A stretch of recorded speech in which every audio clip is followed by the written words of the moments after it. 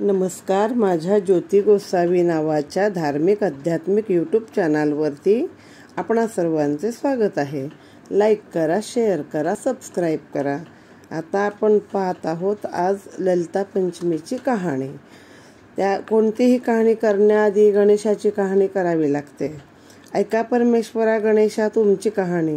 निर्मळ नळे उदकाचे तळे, बेलाचा वृक्ष सुवर्णाची कमळे, विनायकाची देवळे रावळे, मनाचा गणेश मनी वसावा. हा वसा कधी घ्यावा? श्रावणातल्या चौथी घ्यावा. माही चौथी संपूर्ण करावा. संपूर्णाला काय करावं?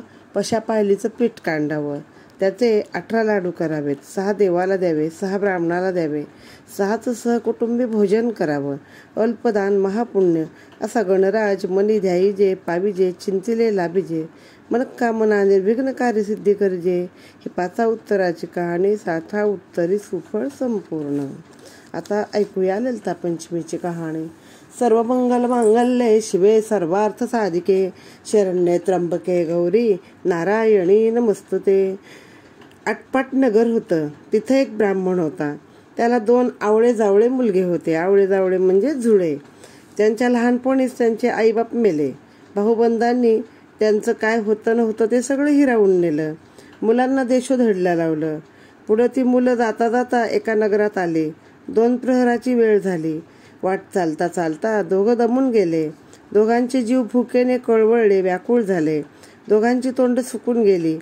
अशा वेळी त्या नगरीत 2 जण आले. इतक्यात एक चमत्कार झाला. एक ब्राह्मण काकबळी टाकण्याकरता घरातून बाहेर आला. म्हणजे पूर्वी अशी पद्धत आहे की जेवणाआधी बाहेरचा घास कावळ्यांचा घास टाकायचा.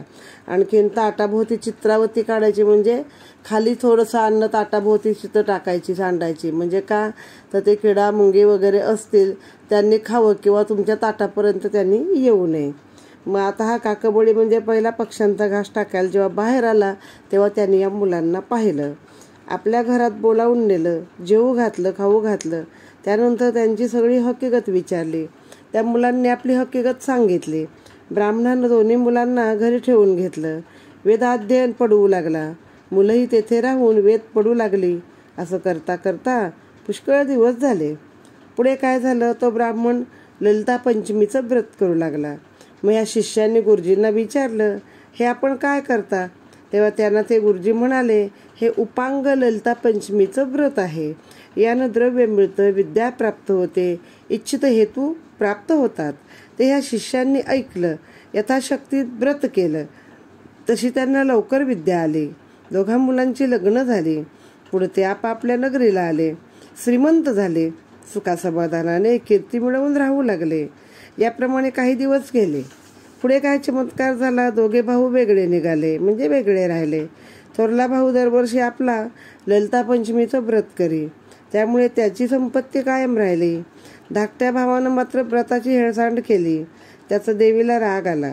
तिनं त्याला दारिद्र्य दिलं. पुढे ती 2 नवरा बायको थोरल्या भावाकडे राहायला गेली. एके दिवशी वडील भावाची बायको दिराला काही बोलली. त्यामुळे त्याला राग आला. त्याला मोठा पश्चाताप झाला. तो बायकोला म्हणाला की मी उपांग ललितेचं व्रत टाकलं, त्याचं मलाही फळ आलं. म्हणजे त्याला केलेल्याची जाणीव होती की आपण काय केलं नाही म्हणून दारिद्र्य मिळालं. तरी पण तो बघा सुधारत नव्हता. स्वतः दरिद्री झाले आणि भावाच्या घरी राहायला आले. हा अपमान सहन करून इथं राहणं चांगलं नाही. मी आता देवीला प्रसन्न करीन तेव्हाच घरी येईन, असं बोलून तो निघून गेला. पुढे त्याच्या भावानं त्याचा पुष्कळ शोध केला, परंतु शोध काही लागला नाही.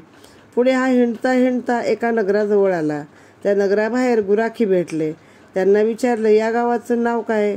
कोणता राजा इथं राहतो? उतरायला कुठे जागा मिळेल का? ते म्हणाले, या गावाचं नाव उपांग आहे. इथला राजाही उपांगच आहे. इथे ललितेचं एक देऊळ आहे. तिथं मोठी धर्मशाळा आहे.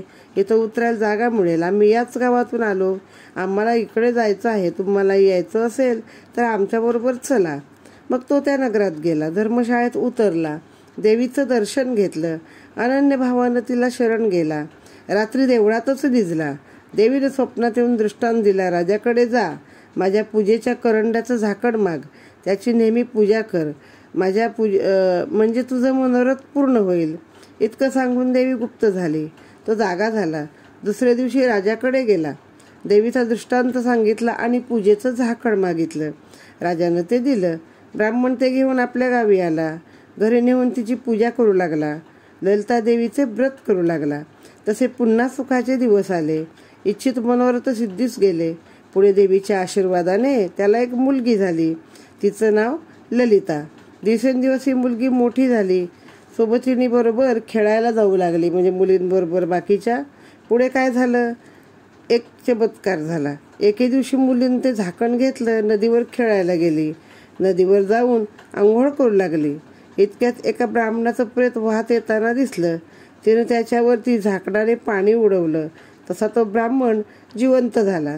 देवीच्या प्रसादाने त्याला एक सुंदर रूप मिळालं. ते तिनं पाहिलं आणि आपल्याला हा पती असावा असं हिला वाटलं. आपला हेतू तिने त्यास कळविला. त्यानं तिला विचारलं, ही गोष्ट कशी घडेल? तशी ती म्हणाली, मी तुम्हाला घरी जेवायला बोलवते. जेवायच्या वेळेस आपोषणे हातात घ्या आणि ओढून बसा. म्हणजे बाबा तुम्हाला विचारतील, भटजी आपोषणे का घेत नाही?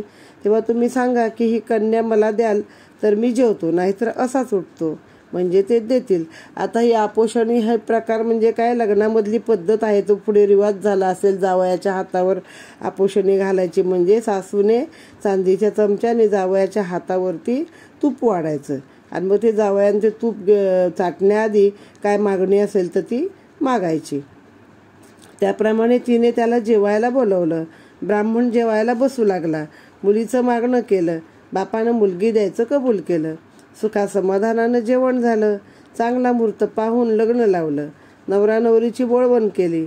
घरी जातेवेळीस देवीचं प्रसादाचं झाकण घेऊन मुलगी आपल्या सासरी गेली. त्यामुळे बापाच्या घरातलं सगळं द्रव्य गेलं. दारिद्र्य आलं. तो फार गरीब झाला. तसं त्याच्या बायकोने मुलीजवळ झाकण मागितलं. मुलीनं ते काही दिलं नाही. तो मनात रोष त्या बायकोने ठेवला. एके दिवशी मुलीचे घरी जाऊ लागली. जाताना जावई भेटला. सासून त्याला ठार मारलं. अरे बापरे, एवढ्याशा झाकणासाठी ठारच मारलं. झाकण घेऊन आपल्या घरी गेली. इकडे मुलीच्या व्रताच्या पुण्याने जावई जिवंत झाला. उठून घरी गेला आणि बायकोला झालेली हकीकत सांगितली.